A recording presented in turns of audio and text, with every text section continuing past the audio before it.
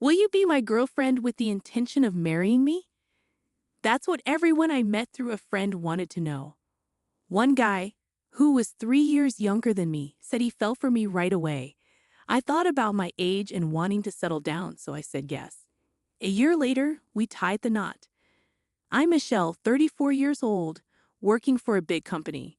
Living overseas has always been my dream. My husband, Paul, is younger than me, but he's a natural leader and takes charge in our relationship. He's the one who leads our household, and I'm okay with that. I've been used to living alone for a while, so I don't mind doing the chores and cooking. Paul doesn't pitch in much, but I don't find it bothersome. When we're out together, Paul always takes the lead, which lets me relax and have fun without any worries. It feels like a nice balance between us. However, everything changed when my mother passed away while I was working. I got a call from my dad, telling me that my mom's illness had gotten worse and she collapsed. I rushed to the hospital, about 2 hours away, to say my final goodbye. I stayed with my dad to help arrange the funeral. When I called Paul, he said he couldn't leave work on short notice. He didn't come to the wake, and although he made it to the funeral, he wasn't dressed appropriately. I had to quickly arrange a suit for him to rent. He complained a lot, saying I should have sorted everything out beforehand. With all the grief and business, I couldn't deal with Paul's complaints, so I brushed them off. But he didn't seem to appreciate that, and he was in a bad mood the whole time. Since then, it seems like our arguments as a couple have been on the rise. It's normal to have some disagreements after being married for 3 years, but lately, Paul's been picking fights more aggressively. His controlling behavior has been overwhelming, often telling me what to do and taking charge. I grew tired of it and tried standing up to him a few times, but since he didn't know how things were managed around the house, even simple tasks like preparing for his business trips became lengthy affairs. Plus, he'd complain while trying to help, only making more of a mess. Eventually, I realized it was easier if I just handled things myself. It wasn't about blindly obeying him. I took charge of certain tasks to save myself the hassle. I'm going to start preparing for us to join the gathering for my mom's first death anniversary next week, I informed Paul. He responded grumpily, "Okay, but I have an important meeting that day. What should I do?"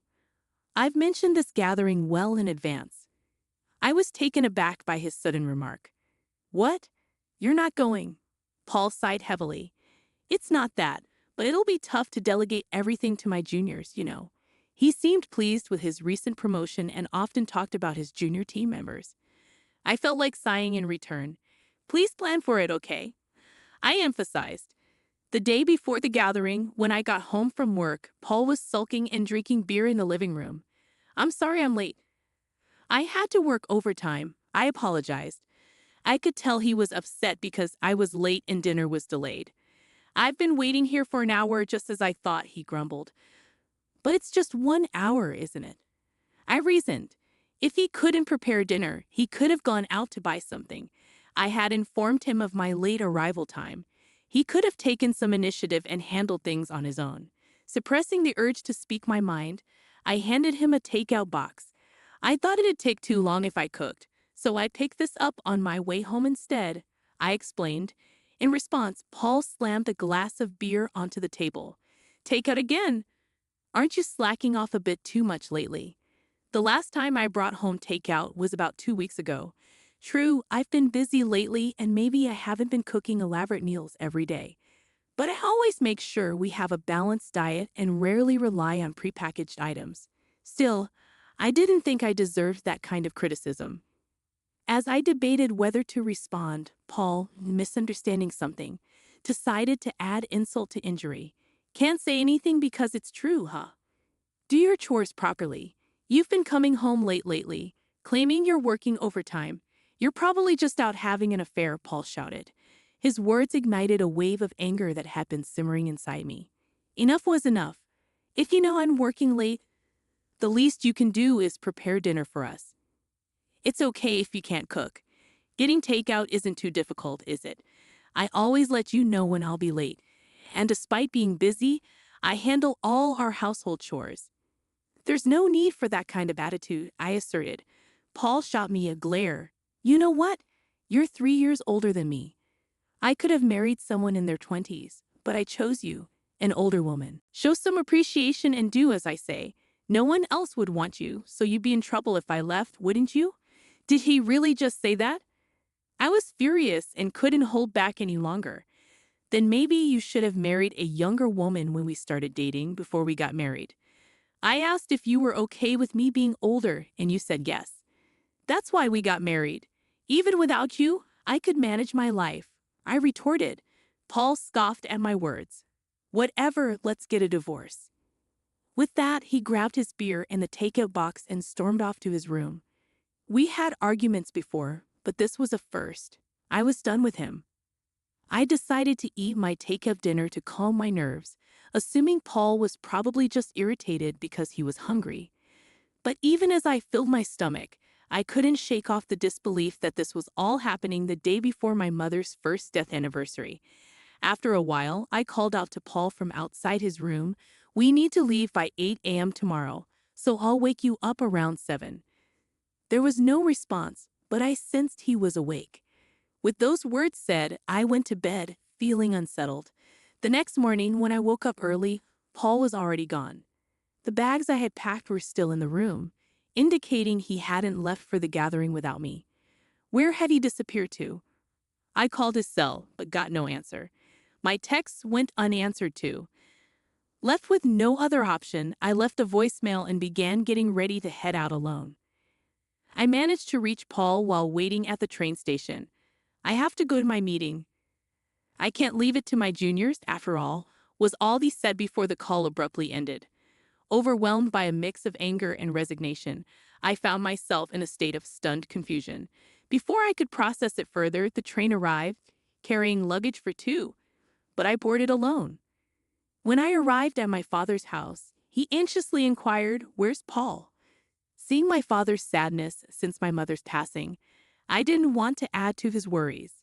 Taking a deep breath, I forced a smile and replied, "Sorry, he got called into an important meeting. He was supposed to come here, but he recently got a promotion, and it sounded urgent, so I suggested he prioritize that." My father nodded understandingly. "I see. He's working hard. It's a shame I couldn't see him, but your mother would understand. Let him know he's always welcome to visit." Though his words stung a bit, I kept up the smile throughout the day. With no word from Paul, the night passed without any contact from either of us. Planning to stay overnight and return home the next day as originally intended, I felt a bit childish for not reaching out to him. Maybe I'd cook his favorite dish, hamburgers, tomorrow to make amends. With that thought, I went to bed. The next day, after leaving my father's house and arriving home around noon, I decided to drop off my bags before heading to the grocery store. As expected, dirty laundry was strewn around the living room, a sign that Paul still hadn't grasped how to use the washing machine. Sighing, I gathered the laundry and tossed it into the washer along with my own. Taking a break and returning to the living room, something on the table caught my eye. As I got closer, disbelief washed over me. There, sitting on the table, were divorce papers, already signed by Paul. Why? I stared at the papers, bewildered. Was this his way of asking for a divorce? Pulling out my cell phone from my bag, I realized it should be Paul's lunch break. I wasn't sure if Paul would answer, but to my surprise, he picked up on the first ring. "Paul, what's the deal with these divorce papers?" I asked, trying to keep my voice steady. On the other end, Paul laughed. "What do you mean? It's pretty straightforward. I don't want an older wife who won't do her share of household chores. That's why I've decided on a divorce. If we split, I can find someone younger and more appealing. After all, a wife is like a status symbol, isn't she? It's hard to boast about you being older when my colleagues ask. Dodging the topic isn't exactly simple." I was speechless, utterly lost for words. If you don't want a divorce, then start pulling your weight around the house. I'll be home as usual today, so make sure to grab some beer, all right? But if you're set on this, take the divorce papers to the family court. The ball's in your court, he said before hanging up abruptly. The call left me stunned, unable to utter a single word. It seemed Paul believed his ultimatum would force me to comply. All this time, I'd done the chores not out of fear of him leaving, but because I disliked having to ask him. He likely assumed otherwise, presuming my compliance stemmed from a fear of abandonment, given his dominant nature. Being married to a younger man might draw envy from others, but in reality, there's nothing particularly remarkable about it. I often found myself emphasizing his age, but truth be told, he's quite average in appearance, personality, and income. Describing him as younger was simply convenient. Initially, the age gap concerned me, but now that we're both in our 30s with only a 3-year difference, it feels insignificant. Had the gap been wider, perhaps I feel differently, but constantly being labeled as the older wife when we're essentially peers feels disheartening. I grabbed my bag and made a beeline for the family court. As I handed in the divorce papers, a wave of relief washed over me. Despite thinking we were doing okay, it's clear things are over now. But I can manage without Paul. With that realization, a weight lifted off my shoulders, prompting me to reach out to my boss and request a few days of paid leave. Luckily, work had just eased up, so he granted me about a week off.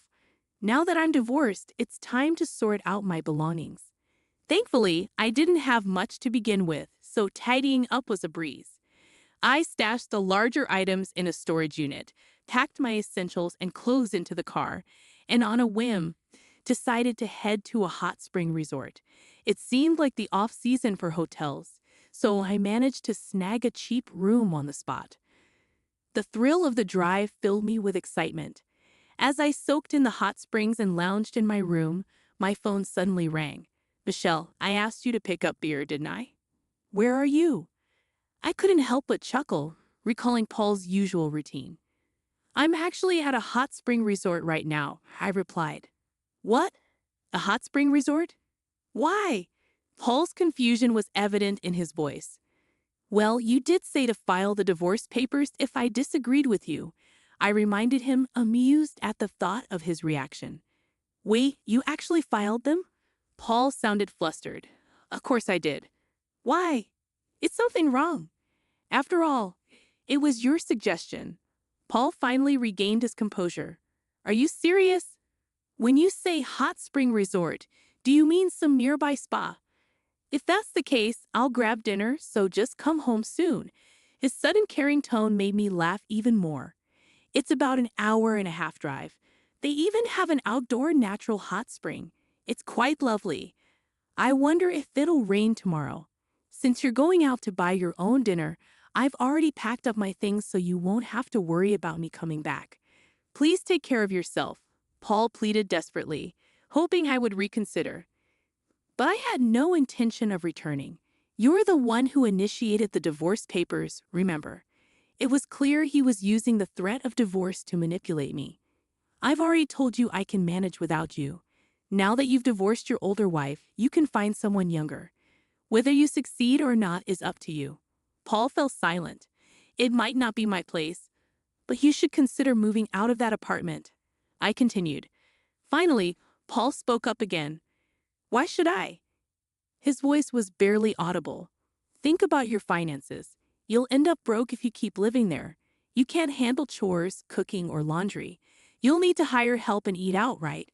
That's costly. It would be problematic if most of your salary went toward rent. You always thought you were the one providing for me, but my salary is nearly double yours. You've never been the provider. If anything, it's been the opposite. And that confidence you had because of that one junior. I have multiple juniors under me and even more under them. I usually keep work talk to myself because Paul gets moody, but I outrank him both in position and salary. You'd think he'd have noticed by now, living together and all, but it seems like it's news to him. Maybe Paul, being the proud, dominant man he is, kept his ego intact by looking down on me. Now that he can't, he must be feeling quite defeated. I've dealt a blow to this pride, payback for all these years. As for why I handled the household chores without complaint, even when you acted domineering, it was partly because you were younger and I cut you some slack, and partly because it was too much hassle to ask anything of you. I didn't need you to stay with me. I was just handling your needs alongside my own chores. So when you said, do the chores or we divorce, it was an easy choice.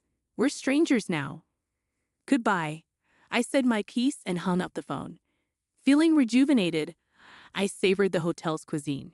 As anticipated, Paul reached out for reconciliation, but I responded with a smile. I'm older than you. I doubt you want me back. Apparently, he hadn't fared well with younger women. Eventually, Paul gave up and moved out of the apartment. Engaging a lawyer for asset division, I demanded more to compensate for the burden of household chores I had endured.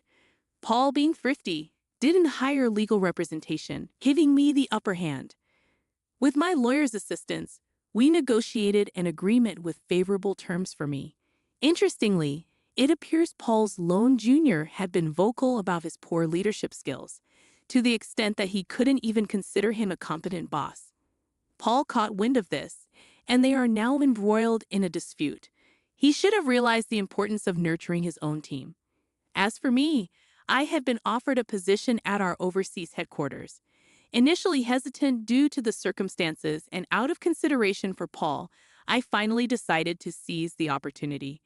I'm currently gearing up for the transition.